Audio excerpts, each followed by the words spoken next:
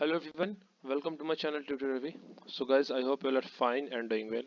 And guys, PTU के बहुत students हैं जो थर्ड सेमेस्टर के स्टूडेंट्स हैं computer science and IT branch के जिन्होंने मैसेज किया था। कुछ ऐसे स्टूडेंट्स हैं जिन्होंने मैसेज किया था कि उन्हें ये मैं एक वीडियो बनाऊं ऐसे टॉपिक पे जो कि इंपॉर्टेंट टॉपिक हो सकते हैं उनके एग्जाम पॉइंट ऑफ व्यू से, क्योंकि कुछ ही दिनों में M3 के एग्जाम्स हैं एंड ये बहुत बच्चे ऐसे हैं जिनका सिलेबस कंप्लीट नहीं है, सो वो इंपॉर्टेंट टॉपिक्स को कवर करना चाहते हैं।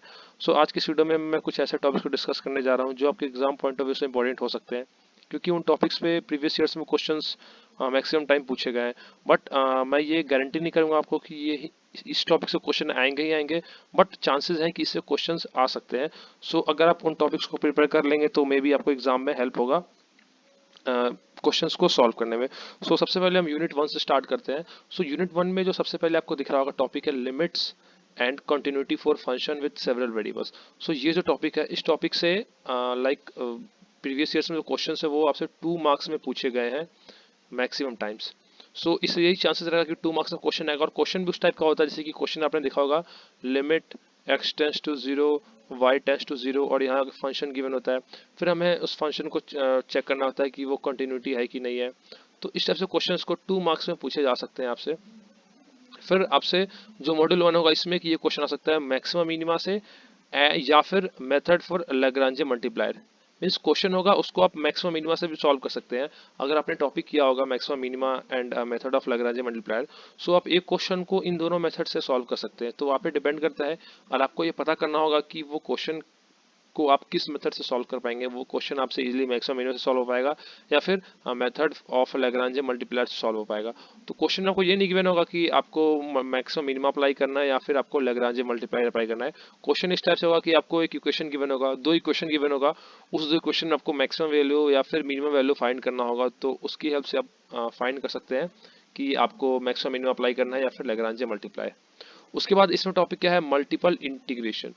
क्लियर है गाइस। तो मेरा सजेशन होगा कि आप मल्टीपल इंटीग्रल, अगर आप इस लास्ट वाले टॉपिक एरिया को छोड़ दें, लास्ट वाले टॉपिक को जो कि है सरफेस एरिया एंड वॉल्यूम, इसको अगर आप छोड़ दें तो आप बाकी सभी टॉपिक्स को कवर कर लें मल्टीपल इंटीग्रल में, like double and triple integral का, Cartesian and polar coordinates, change of order, integration in double integrals and change of variable, Cartesian to polar. ये जो कार्टेशियन टू पोलर है ये इंपॉर्टेंट है एग्जाम पॉइंट ऑफ व्यू से। या फिर आपको क्वेश्चन ऐसा भी आ सकता है कि कोई आपको इक्वेशन गिवन होगा, उसको पोलर कोऑर्डिनेट्स में सॉल्व करके देन आप उसको उसका आंसर फाइंड करें। तो ये क्वेश्चन इंपॉर्टेंट है, आप मल्टीपल इंटीग्रल के जो ये टॉपिक्स है कवर कर सकते हैं। और ये जो मल्टीपल इंटीग्रल के जो वीडियोस हैं ये मेरे चैनल पे ऑलरेडी अपलोडेड है, तो उन वीडियोस के जो प्लेलिस्ट का लिंक है आपको इसी वीडियो के डिस्क्रिप्शन बॉक्स में मिल जाएगा। वहां से जाकर आप उन वीडियोस को कवर कर सकते हो। उसमें मैंने कार्टेशियन टू पोलर के सभी कॉन्सेप्ट्स को डिस्कस किया है, जिसकी हेल्प से आप किसी भी क्वेश्चन को बहुत इजीली सॉल्व कर पाएंगे। एंड ये जो लिमिट एंड कंटिन्यूटी वाला भी टॉपिक है इसको भी मैं ऑलरेडी डिस्कस कर चुका हूँ, तो वो आपको उन वीडियोस के प्लेलिस्ट का लिंक आपको इसी वीडियो के डिस्क्रिप्शन बॉक्स में मिल जाएगा। फिर अगर आप सेकंड मॉड्यूल पे आते हैं, मैं सेकंड मॉड्यूल को एंड में डिस्कस करूंगा, पहले हम चलते हैं थर्ड मॉड्यूल पे, क्योंकि फर्स्ट मॉड्यूल में जो हमने डिस्कस किया है इंटीग्रेशन का जो कॉन्सेप्ट है, डिफरेंशिएशन कॉन्सेप्ट है या फिर लिमिट्स का कॉन्सेप्ट है, ये आपको third module and fourth module में यूज होने वाला है, इसलिए मैं सेकंड को भी स्किप कर रहा हूँ। पहले हम थर्ड पे चलते हैं। Clear guys. तो थर्ड में सबसे पहले क्या है, exact linear and Bernoulli equation. उसके बाद है यूलर इक्वेशन, फिर है equation not of first degree. यहाँ पे फर्स्ट डिग्री में क्या है, equation solvable for p, solvable for y, solvable for x and Clairaut type equation. So यहाँ पे जो दिख रहा है आप यूलर्स इक्वेशन है, यहाँ पे एक आता है एग्जैक्ट इक्वेशन, मे बी इस सिलेबस में यहाँ पे मिसिंग होगा। एक आता है बस एग्जैक्ट इक्वेशन, और एक आता है equation reducible to exact, and क्या आता है, and equation reducible to exact.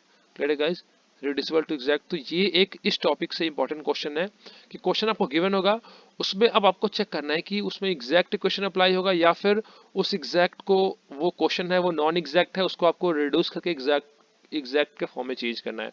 सो इस टाइप्स के भी जो वीडियोस हैं इस टॉपिक का, एग्जैक्ट और नॉन एग्जैक्ट का, ये ऑलरेडी चैनल पे अपलोडेड है। उसके भी वीडियोस के प्लेलिस्ट का लिंक आपको मैं इसी वीडियो के डिस्क्रिप्शन बॉक्स में डाल दूंगा। फिर इसमें जैसे कि यहीं पे देखा होगा आपने, ये जो एग्जैक्ट है यही है एग्जैक्ट और non exact.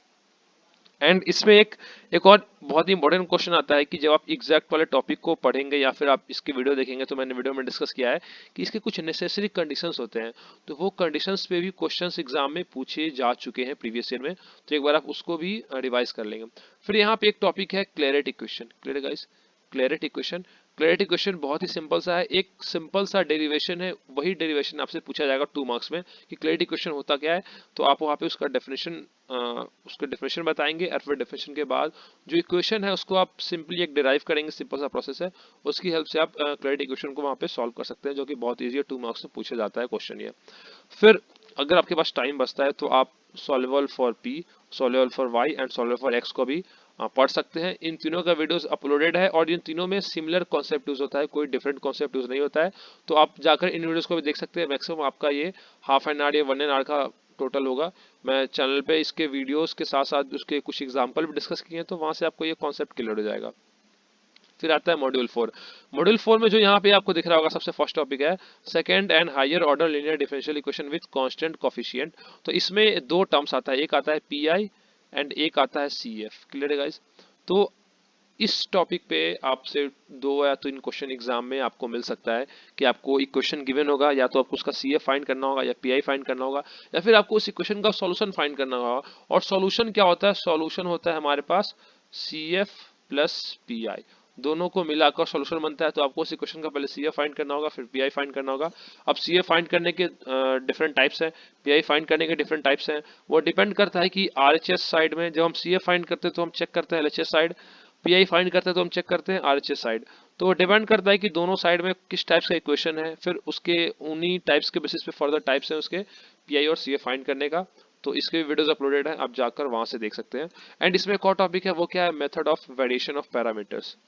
Variation of parameters, इस टॉपिक पे भी क्वेश्चंस एग्जाम में पूछे गए हैं, तो आप इस टॉपिक को भी एक बार रिवाइज कर लें। इसके आप ऐसा कर सकते हैं कि इसके ऊपर आप 1-2 एग्जांपल सॉल्व कर लें, और जो भी क्वेश्चन आता है इसमें, जो यूनिट 3 है या फिर मॉड्यूल 4 मॉड्यूल 3 है, इसमें क्या होता है, किसी भी टाइप का अगर क्वेश्चन आपको दिया होगा तो उन सभी क्वेश्चंस को सॉल्व करने का पैटर्न सेम ही होता है। सपोज अगर आपको क्वेश्चन है वेरिएशन ऑफ पैरामीटर का, तो अगर आपने 2 या 3 एग्जांपल कर लिया है, तो बाकी अगर उस टाइप से कोई और भी क्वेश्चन आता है वेरिएशन ऑफ पैरामीटर का, तो उसमें वही 2-3 क्वेश्चंस की जो टाइप आपने सॉल्व किया है उसी टाइप का सेम चीज अप्लाई होगा उस क्वेश्चन में भी। तो अगर आपको इन सब टॉपिक्स, जैसे कि आपके पास टाइम बहुत कम है, तो अगर आपको इन टॉपिक्स को समझने में प्रॉब्लम आ रहा है, तो आप क्या करेगी, हर एक जो टाइप है उस टाइप से आप 1-2 एग्जाम्पल सॉल्व करें, और समझ नहीं आया तो एग्जाम्पल को याद ही कर ले, क्योंकि आपको ये एग्जाम पास करने के लिए देना है सिंपली, क्योंकि इसके बाद आगे आपको इस टॉपिक का यूज आएगा नहीं उतना। अगर आप फर्दर किसी गवर्नमेंट एग्जाम गेट का प्रिपरेशन ना करें, तो उसके बाद आपको थर्ड सेमेस्टर के बाद इस सब्जेक्ट को यूज आएगा नहीं। तो आप सिंपली ये कर सकते हैं कि आप उसका एक टाइप को लर्न कर ले कि इस क्वेश्चन को हम इतने मेथड से इसी स्टेप से सॉल्व कर सकते हैं, और जैसे ही क्वेश्चनों को गिवन हो कि वेरिएशन ऑफ पैरामीटर, आप सेम मेथड उस पर अप्लाई कर दें। फिर ये हो गया मॉड्यूल 3 मॉड्यूल 4 का। फिर हम आते हैं मॉड्यूल 2 पे। अब मॉड्यूल 2 क्या होता है? मॉड्यूल 2 जो है वो 1, 3 और 4 से टोटली डिफरेंट है, क्योंकि मॉड्यूल 2 में ये आ जाता है सीक्वेंस एंड सीरीज का। तो अगर मॉड्यूल 2 में जो मेनली क्वेश्चन आता है वो आता है आपके पास कन्वर्जेंस, कन्वर्जेंस एंड डाइवर्जेंस से आपको मेनली क्वेश्चन आएगा। क्लियर है गाइस? तो आप क्या करें, कन्वर्जेंस एंड डाइवर्जेंस की हेल्प से आप 2-3 एग्जांपल को सॉल्व करें, एंड उन 2-3 एग्जांपल को आप याद कर लें। एग्जाम में कोई भी क्वेश्चन आए कन्वर्जेंस एंड डाइवर्जेंस पे, अगर आपको क्वेश्चन समझ में ना आए, तो आप क्या करें, उन 2 क्वेश्चंस को जो जिनको आपने याद किया है, उसके जो जो मेथड्स आपने उस क्वेश्चन में अप्लाई किया है, सेम मेथड को जो एग्जाम में क्वेश्चन पूछे गए हैं वहां पे आप अप्लाई कर दें। क्लियर है गाइस? अब यहाँ पे क्या होता है कि मे बी आपका आंसर एंड में मैच ना भी करे, आपका आंसर ओरिजिनल आंसर से डिफरेंट आए, बट फिर भी क्या होता है कि आपको जो स्टेप्स के मार्किंग है वो आपको इस एग्जाम में मिल जाएंगे। तो आपको ये बेनिफिट होता है कि अगर आप स्टार्टिंग के भी कुछ प्रोसेसेस हैं जो आप करेक्टली अप्लाई कर रहे हैं, तो चांसेस है कि आपके मार्क्स उस क्वेश्चन में कम कटेंगे, अगर आपके जो आंसर्स हैं वो एग्जैक्ट मैच नहीं कर रहा हो। Clear guys? और जितने भी टॉपिक्स मैंने डिस्कस किए अभी यहाँ पे जो इंपॉर्टेंट बोलकर, इन सभी टॉपिक्स के ऊपर मैं आने वाले कुछ और वीडियोस में मैं उनके ऊपर जो क्वेश्चंस पूछे गए हैं प्रीवियस एग्जाम में, उन सभी क्वेश्चंस को विद द सॉल्यूशन डिस्कस करूंगा, सो दैट कि आपको इन सभी टॉपिक्स के, अगर आप खुद से पढ़ रहे हैं उसके अलावा भी जो क्वेश्चन पूछा गया है उनमें मैं सॉल्यूशन सॉल्व करूंगा, तो वहां से आपको ये सभी कॉन्सेप्ट्स क्लियर हो जाए।